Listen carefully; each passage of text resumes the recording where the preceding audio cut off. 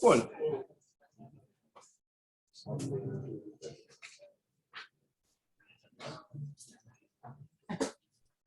Vamos a empezar con la parte de... O sea, que sería la última parte de lo que sería el capítulo 2.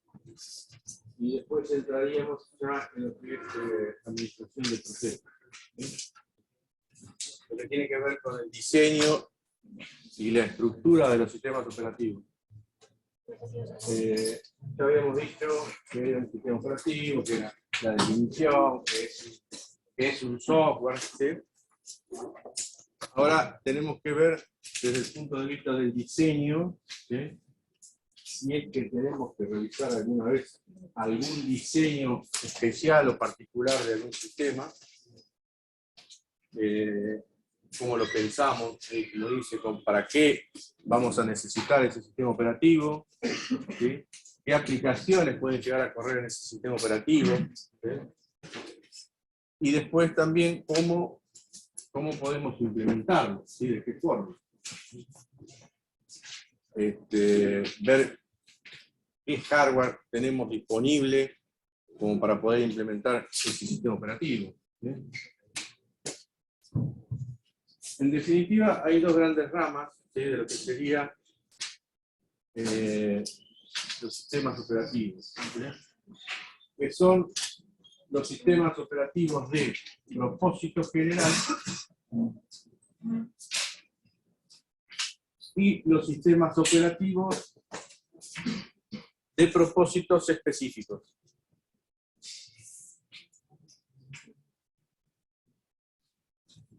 Sistemas operativos de propósito general y sistemas operativos de propósitos específicos. A ver, un sistema operativo de propósito general, ¿cuáles podrían ser? Los más comunes. Los que están usando ustedes normalmente, ¿sí? Son sistemas operativos de propósito general, ¿sí? Todo lo que tiene que ver con el mundo Unix, con el mundo Windows, ¿sí? Con respecto al mundo Unix hay una particularidad, pero bueno, no tanto con el mundo Windows, ¿sí?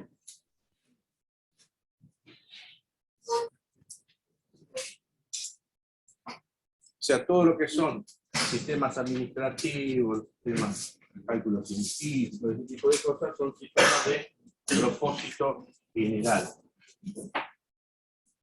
Claro, los sistemas que usan ustedes normalmente, ¿sí? Salvo que alguno tenga algún trabajo y trabaje en alguna empresa o alguna fábrica, algo muy particular, y use otra cosa, pero si no, los sistemas que por lo general usan ustedes son de propósito general. ¿Sí?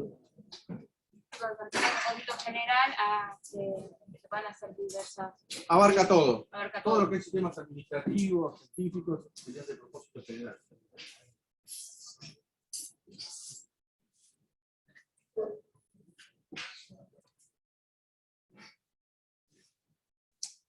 Nombramos mundo Unix o mundo Windows porque es lo más común, ¿sí?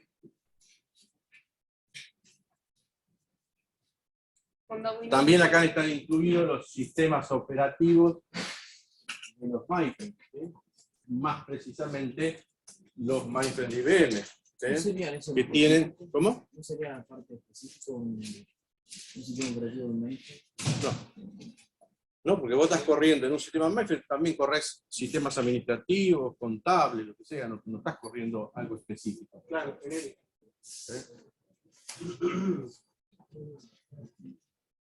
Administras, tenés corriendo bases de datos en sistemas mainframe, si no.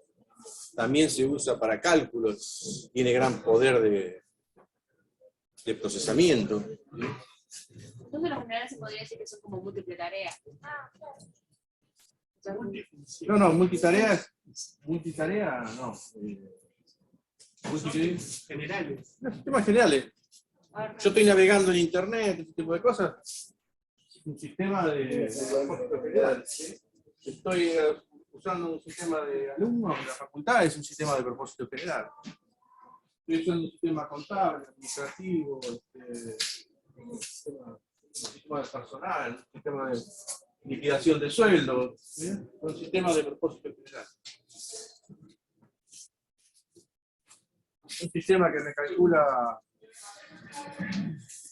va a redundar, es un sistema de ecuaciones, un sistema de propósito general.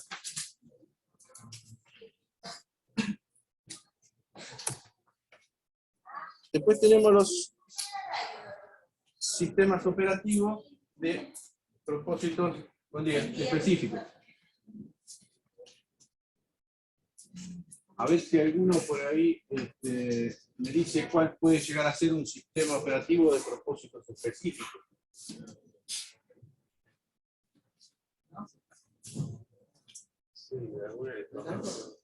Sí, como un microondas, un lavarropa. No. Puede ser, sí, algo, sí.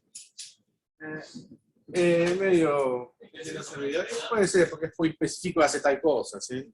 El de un servidor, no.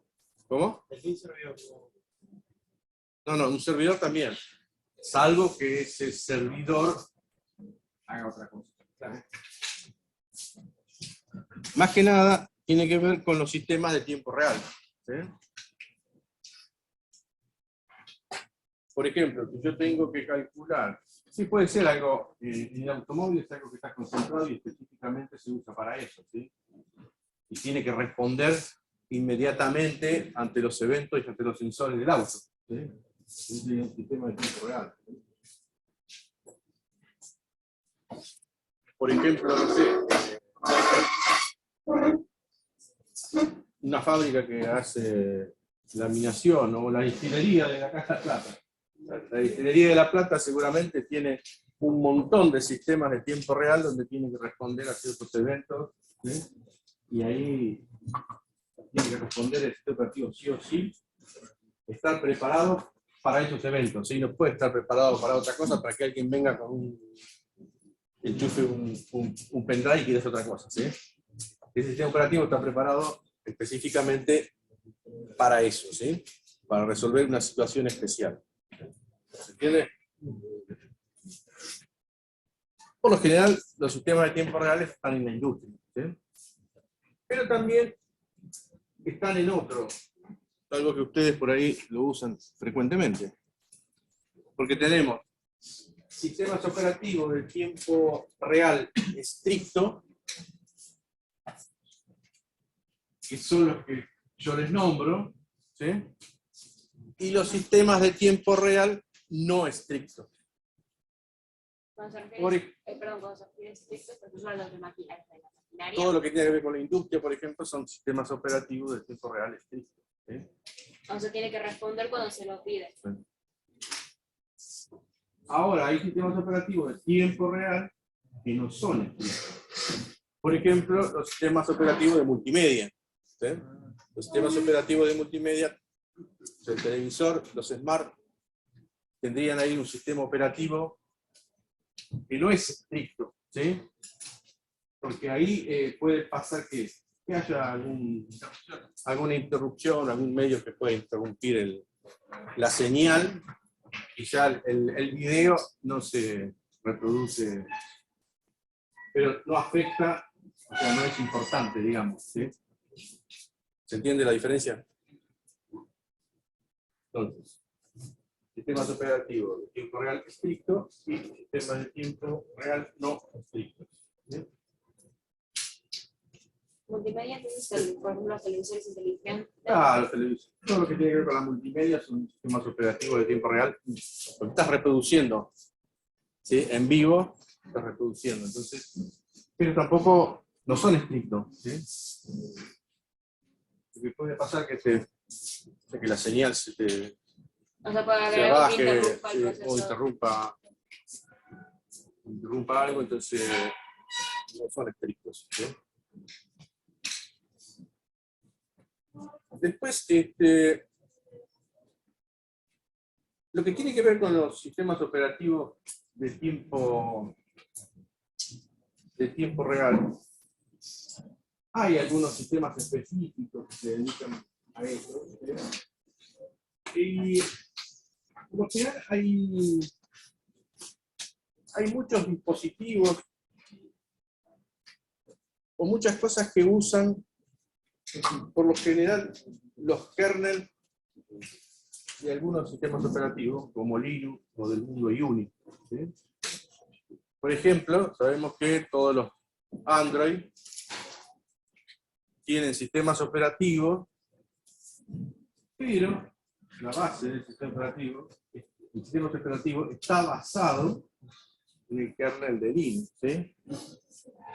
Como el de Apple también, pero está basado más que tiene que ver con el BSD del mundo Unix, ¿sí?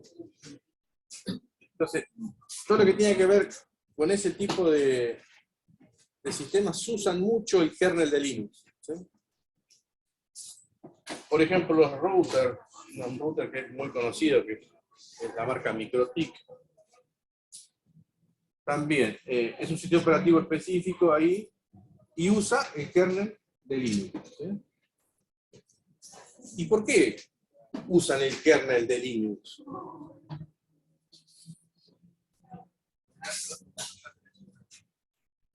Porque es open source, ¿sí? Pueden bajar el código y lo modifican a su gusto, ¿sí? Y lo usan para algún propósito específico, ¿sí? Entonces, muchos dispositivos usan los kernels de Linux. Y se utilizan los kernels de Linux porque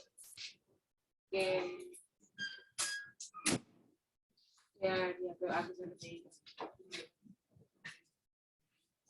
Un celular, por ejemplo, ustedes son Android, tiene un sistema operativo. Bueno, ese sistema operativo está basado en Linux. O sea, el kernel, el núcleo del sistema operativo es Linux, ¿sí? Después, afuera del núcleo, por supuesto que ese núcleo debe estar modificado, ¿sí? Debe tener sus particularidades, que es específico para los celulares. ¿Sí? Y después tienen asociado un montón de módulos externos a ese sistema operativo, perdón, a ese núcleo, ¿sí? Que hacen que vos manejes la pantalla táctil, puedas ingresar a ciertos, por teléfono, tener los contactos, la agenda, ¿sí? Hay un montón de aplicaciones asociadas a ese sistema operativo. Y luego, como todo sistema operativo, tenés aplicaciones que instalás sobre ese sistema operativo. Pero ya cuando lo compras el celular y lo encendés, ya hay aplicaciones ya que están instaladas en el propio sistema operativo. Es como vos instalás Windows en una máquina y ya tenés cosas. El navegador ya lo tenés.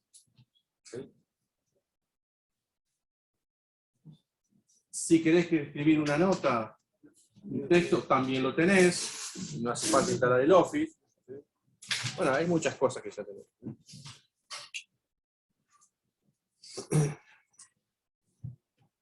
Y en lo que tiene que ver con los propósitos específicos, este es un tema que está ahí en el libro, ¿sí? Que tiene que ver con políticas y mecanismos, ¿sí? Que hace referencia más que nada a los sistemas de propósitos específicos, ¿sí? Donde yo tengo que diseñar e implementar una solución. Entonces, lo primero que debo hacer es definir mi política. ¿Cuál va a ser mi política para lo que yo quiera desarrollar? ¿Sí? Tengo que tener como meta cuáles van a ser los objetivos de esa política. ¿Sí? Y una vez que tengo claro cuáles son los objetivos de esa política, ¿sí? Recién ahí entra en juego los mecanismos. ¿Sí? Los mecanismos serían cómo voy a implementar esa política, ¿sí? ¿Cómo voy a alcanzar los objetivos? ¿Entiendes? Entonces, siempre lo primero que tengo que hacer es, a través de una política que uno tiene, ¿sí?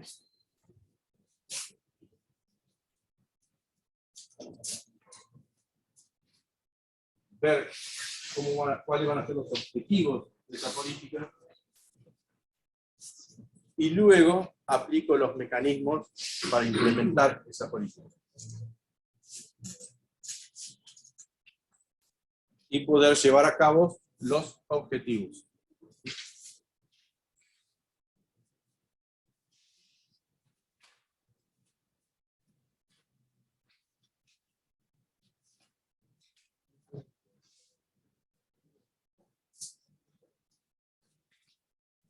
Acá podría pensar, por ejemplo, bueno, tengo una política y un objetivo que alcanzar. ¿Qué me conviene?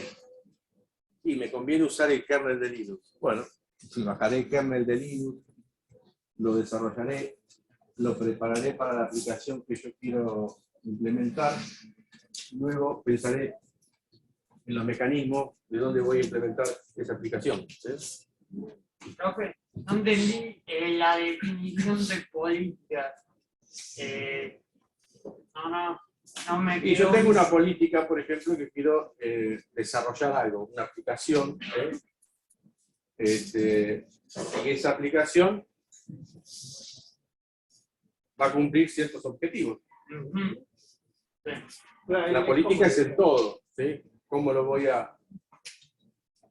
¿Cuáles van a ser mis requerimientos? ¿Sí? ¿Dónde lo voy a implementar? ¿Quiénes lo van a usar? ¿Sí? La política, por ejemplo, puede ser la política de la empresa. ¿Sí? ¿Cómo se desarrollan las cosas? ¿Cómo se aplican? ¿Sí? Sería, claro, un marco. Sí, tener un marco referencial, ¿sí? Para lo que yo quiero hacer.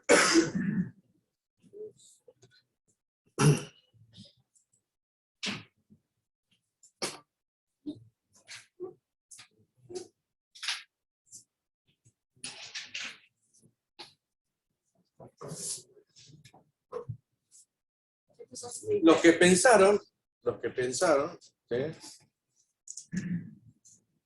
Y diseñaron y estructuraron los sistemas operativos, ¿sí? Empezaron a pensar distintas formas, ¿sí? Que son las que están escritas acá. ¿Sí? La forma más simple, ¿sí? La forma más simple era la inicial de los años 80, donde había un solo espacio de memoria, ¿sí? Se cargaban los drivers, se cargaba el proceso, que no había no había por ahí multiprogramación, había un solo proceso de ejecución, ¿sí? Una estructura de ese sistema operativo demasiado simple, se cargaba directamente el módulo en memoria y listo, ¿sí? Después se cargaban los programas. ¿Sí? El espacio de direcciones era único. Tampoco había mucha memoria en ese momento.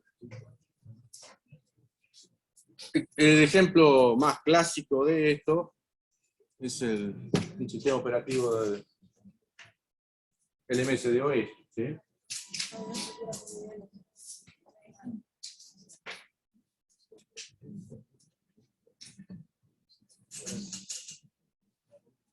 Bueno, ahí que tenemos, como siempre, el programa residente, el sistema operativo residente cuando arranca la máquina, ¿sí? Los drivers de algunos dispositivos, ¿sí? Y lo único que tenemos es el programa de aplicación, ¿sí? Es un programa de aplicación.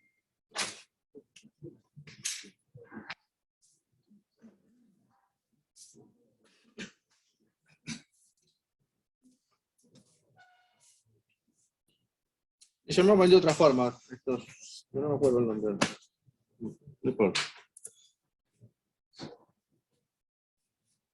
Luego, como empezaron a ver más memoria, ¿sí? Se empezaron a pensar otro tipo de sistemas operativos, ¿sí? Donde lo llamaron microkernel, ¿sí? Entonces, donde uno tiene un espacio, ¿sí? Que sería la franja de abajo, ¿sí? Que sería la parte del kernel del sistema operativo, ¿sí? Con las funciones básicas, ¿sí? Del sistema, ¿sí? Puede ser el sistema de interrupciones, el planificador de procesos y cosas básicas que están en el kernel. Luego el resto serían módulos que están afuera del kernel, ¿sí? Las interfaces, el file system, las entradas, salidas, controladores, drivers, etcétera, etcétera, etcétera. Todo eso está por fuera del kernel, ¿sí? Entonces, cada proceso puede llamar a uno de esos módulos que está afuera del kernel, y ese módulo se comunica con el kernel. A su vez, esos módulos se pueden comunicar entre sí. El problema que tenía este diseño del sistema operativo es que si ocurría algún error en alguno de los módulos, como había comunicación entre ellos, puede ser que todo el sistema se bloquee y tengamos inconvenientes, ¿sí? Entonces, y esto, como ustedes verán acá, está todo dentro de lo que sería el modo del usuario, ¿sí? Entonces, cada error se puede suceder en alguno de estos módulos, como estos módulos se pueden comunicar entre sí, y a su vez después se comunican con el kernel. Cuando ocurría un error, el error se podía propagar al resto de los módulos. ¿Se entiende?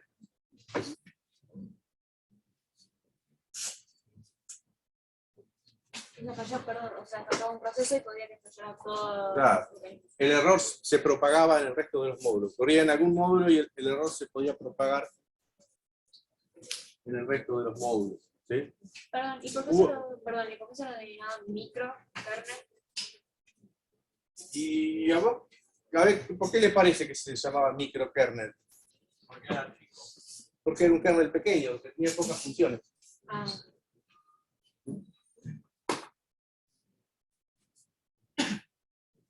Se encargaba solo de interrupción. Interrupciones, para poner algunas cosas, interrupciones, procesos, ¿sí? Planificador de ¿Y procesos. qué hay de cloud y system? Me pasa. Sí, el reloj del sistema. El sería. reloj del sistema y el sistema mismo, ¿no? El sistema, sí, la base del sistema, ¿sí? La base, el núcleo principal del sistema operativo, ¿sí?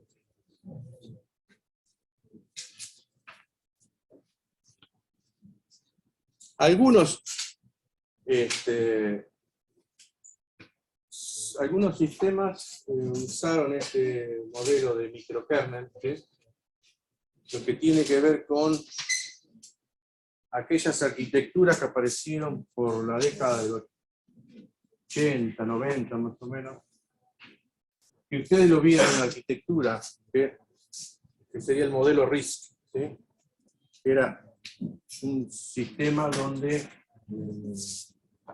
ustedes vieron el modelo RISC y SIG, ¿sí? El modelo SIG es el normal que uno usa por lo general, ¿sí? Y el modelo RISC que tiene un conjunto limitado y específico de funciones, ¿sí? Entonces esos sistemas no se usan, se usaban mucho en lo que serían algunos que le llamaban como mainframes pequeños de IBM que había en esa época, usaban los sistemas operativos en base a microkernel y arquitectura RISC, ¿sí? No son muy usados, por lo menos acá en Argentina.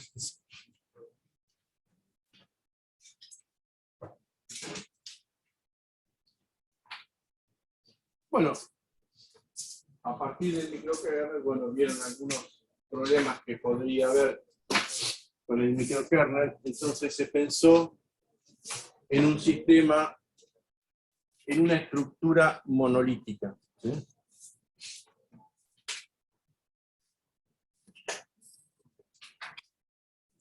Este sería el límite del usuario, ¿sí? La cita punteada sería el límite del usuario.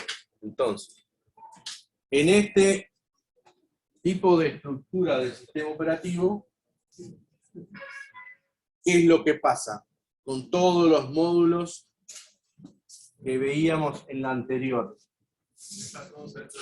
Están todos, no los puse, ¿no? Pero están todos adentro del, voy a modificar, están todos adentro del kernel, ¿sí? Todo el conjunto está adentro del kernel, ¿sí? Eso sería un sistema operativo monolítico, ¿sí? De todos modos, cada módulo que está ahí adentro del sistema se puede comunicar con otros módulos, ¿sí? Y principalmente esta estructura de kernel monolítico es la que usó en un principio el sistema operativo de Linux, ¿sí? Linux, bueno, hoy en día usa un sistema operativo con estructura monolítica, pero ahora la vamos a ver, es más híbrida que monolítica. Perdón, entonces en este tipo de diseño el usuario no podía ingresar a... En este tipo de diseño, todos los módulos, por ejemplo, entrada, salida, file system, controladores, ¿sí? Todos esos módulos que están por fuera del sistema, no están afuera, ahora están adentro. Entonces, son parte del kernel, ¿sí? Usted sabe que los kernel, más que nada, en un sistema operativo como Linux, uno puede modificar el kernel, ¿sí? Lo puede volver a recompilar. Si uno necesita modificar algún módulo, ¿sí? Por ejemplo, no sé, modificarle la estructura, modificar el planificador, o modificar algún driver, o agregarle algún driver a ese kernel, ¿sí? Para que sea nativo, ¿sí? Cuando uno instala el sistema lo tenga,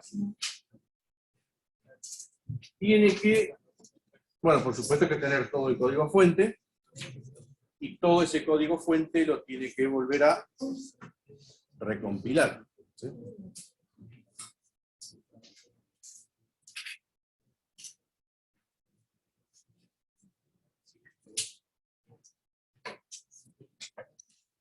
¿Quedó claro? ¿Sí? Estructura entonces la anterior, que es el microkernel, y esta es todo metido adentro del kernel.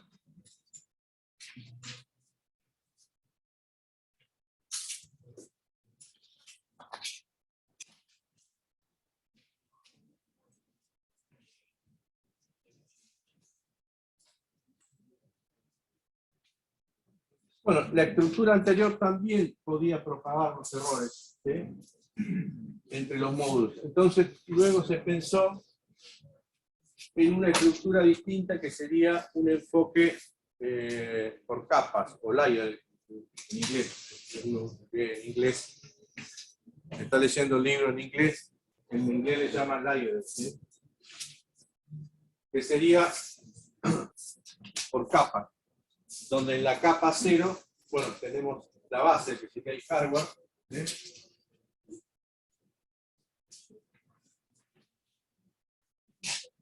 El kernel, ¿sí? Luego tenemos el kernel, o una especie de microkernel, ¿sí?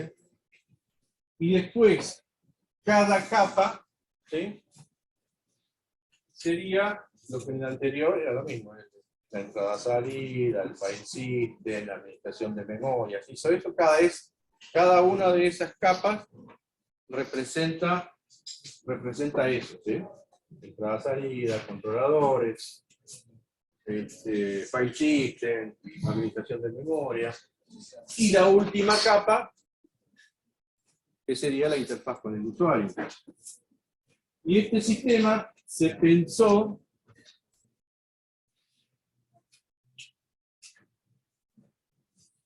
donde cada capa trabaja en forma individual y se comunica exclusivamente con la capa de arriba y con la capa de abajo. Entonces, esto lo que trajo es que al haber un error, el error quede encapsulado dentro de esa capa, ¿sí? Y no perjudique a la capa, al resto de las capas, ¿sí? Pero bueno, las capas se comunican con la de arriba, con la superior o con la inferior solamente. Entonces, este sistema lo que pasaba era que había mucha comunicación hacia arriba y hacia abajo dependiendo de lo que uno estaba haciendo, ¿sí? O lo que estaba haciendo el sistema operativo, ¿sí? Porque tiene que pasar de capa en capa, ¿sí? Cualquier cosa que uno estaba haciendo como usuario, ¿sí? Que le pide algo a una capa, por ejemplo, tiene que pedir a esta capa, pero tiene que pasar por toda la capa que estaba en el medio, ¿sí?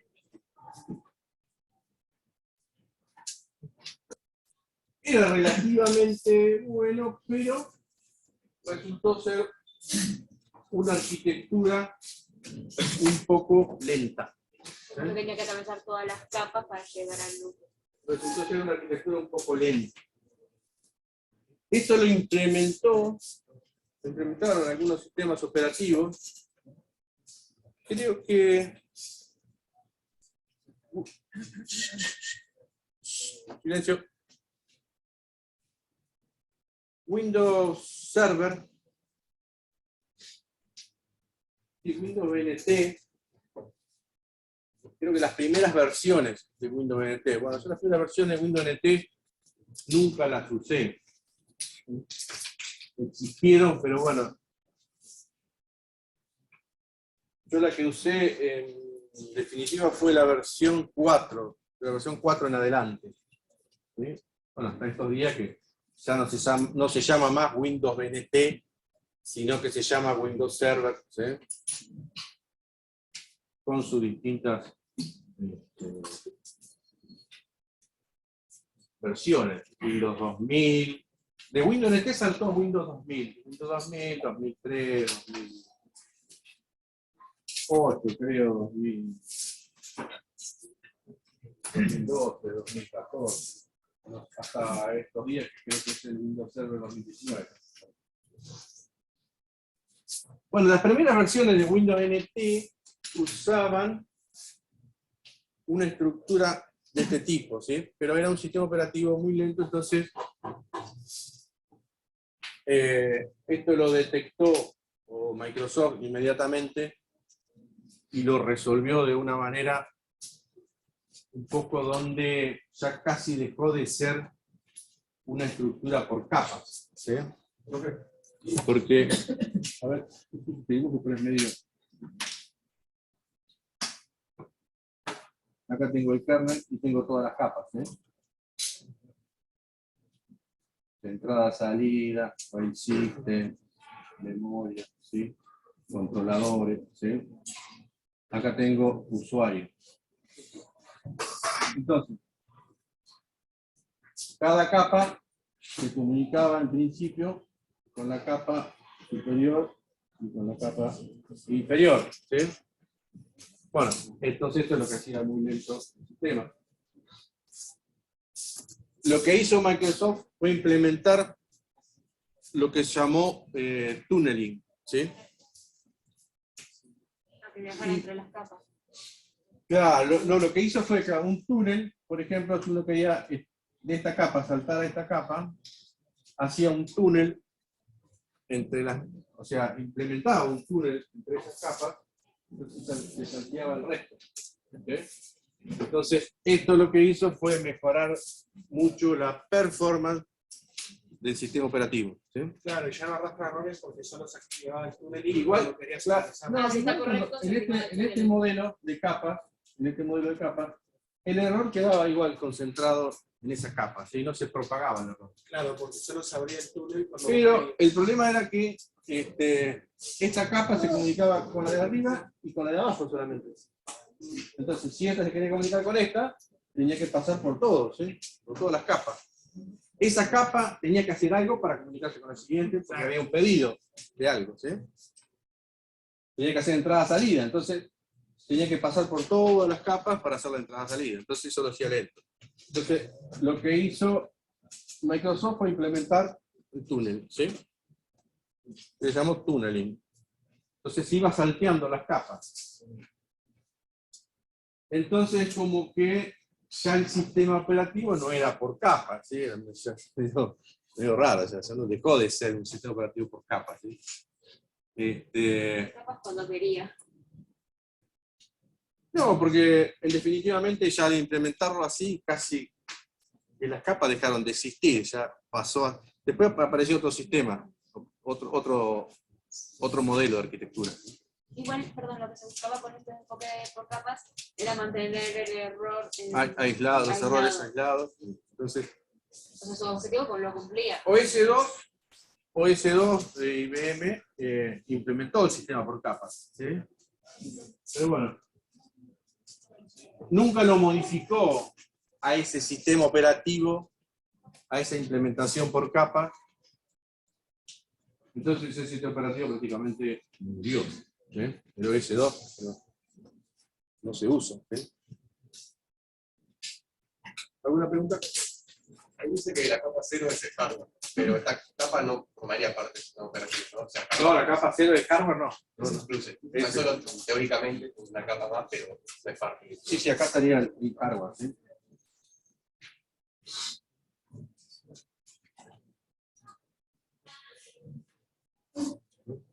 Tenemos el núcleo principal del kernel, ¿sí?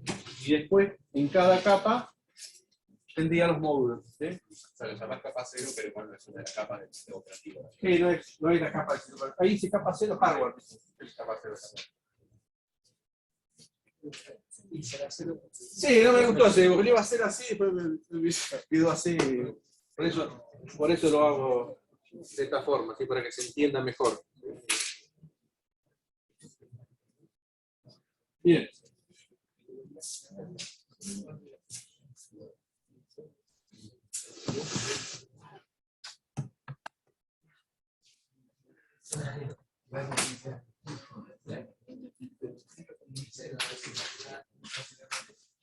Luego apareció otro modelo de arquitectura, ¿sí? Que lo llamaron arquitectura modular, ¿sí?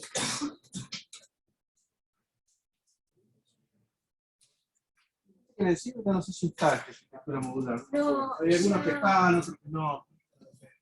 Por eso yo lo fui definiendo desde el principio, digamos, hasta hoy, ¿sí? Por lo menos en esta versión, hasta microkernels. Dice microkernel. Hasta microkernels se puede definir. Después, si no, empieza con la implementación y las máquinas virtuales. Claro. Acá, en esta estructura modular, acá sería el límite del usuario, ¿sí?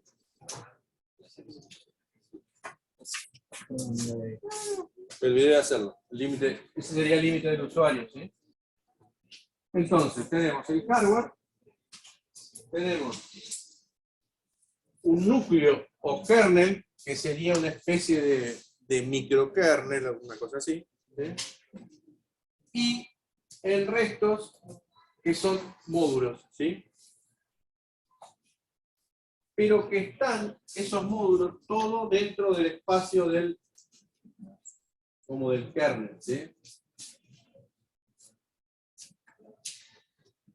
Cada uno de esos módulos se puede comunicar entre sí o se comunican directamente con el núcleo del kernel, ¿sí? Bueno, en definitiva, lo que vaya a hacer cada módulo, en definitiva, se tiene que comunicar sí o sí con el kernel, ¿sí? Con el núcleo. Igual, perdón, profe, la flecha indica que el núcleo o el kernel se conectaba con el hardware o el kernel. Es una flecha, mira, De un lado y del otro. es una flecha así, ¿sí? Ok. Pero me gusta aquí, sí, primero, módulo. Sí, no se pueden leer. No, No se acá pueden leerlo. existe uno solo. El primero de todos. ¿Este? Sí, ese. Yo le dije manejador de memoria. Sí, manejador de memoria. Administrador de memoria, manejador de memoria sería. file system, planificadores, controladores, las interfaces, ¿sí? O sea, son todos módulos separados y cada módulo se puede comunicar entre sí. Entonces acá los errores quedan aislados, no se propagan, ¿sí? Y acá es mucho más fácil rediseñar el sistema, en este caso, porque uno le puede agregar módulos a lo que sería toda la estructura de kernel, ¿sí? Pero, perdón, si los módulos, a pesar de que los módulos se conectaban, sus errores no pasaban a los otros. No se propagan acá los Se errores. propagaban, se quedaban ahí, se quedaban Quedan en su aislados. módulo. O sea, yo acá puse núcleo kernel porque es la parte básica, ¿sí? Estaría planificado el reloj del sistema, ¿sí? El sistema de interrupciones, ¿sí? Y todos los módulos, el resto de los módulos, está por fuera, como de ese microkernel. Pero en realidad todo está dentro de lo que sería una especie de kernel monolítico, ¿sí? Está todo metido ahí adentro.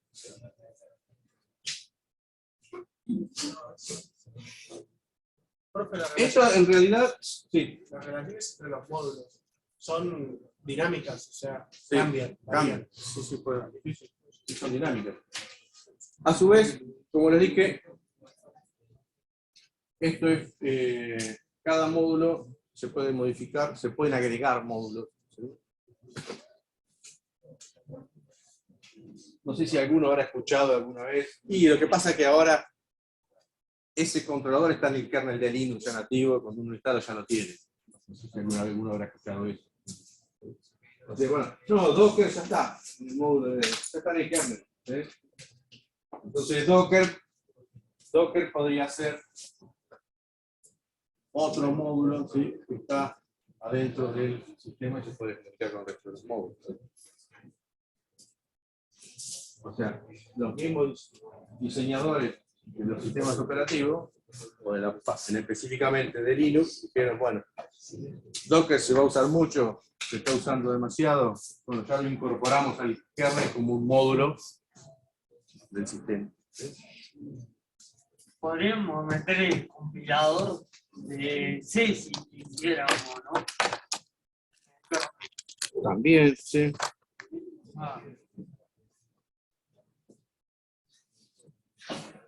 Y otra pregunta. La flecha de núcleo kernel la Howard es bidireccional. Acá. Me chapó la flecha. Perdón, profe, al lado de No, eso porque busqué, no me gustaba ningún dibujo, acá lo hice yo. No encontraba nada que me gustaba. Gracias.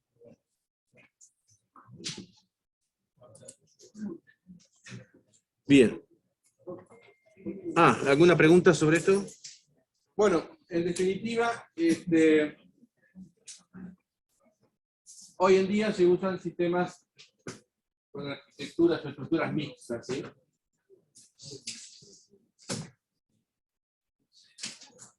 Esto es una estructura mixta. Ese especificidad es modular, pero hoy en día se usan estructuras mixtas, ¿sí? Donde, por ejemplo, Linux esencialmente es monolítico, ¿sí? Pero tiene módulos adentro, todos separados, ¿sí? Donde uno puede agregar o sacar módulos a ese sistema, ¿sí? O sea, tiene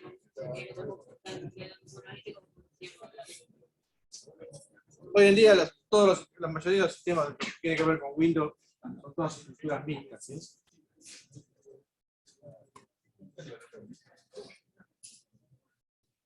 O sea, van sacando lo mejor de cada arquitectura que fuimos viendo, ¿sí? En realidad. Y la seguridad entre capas, la Claro. libertad del modular.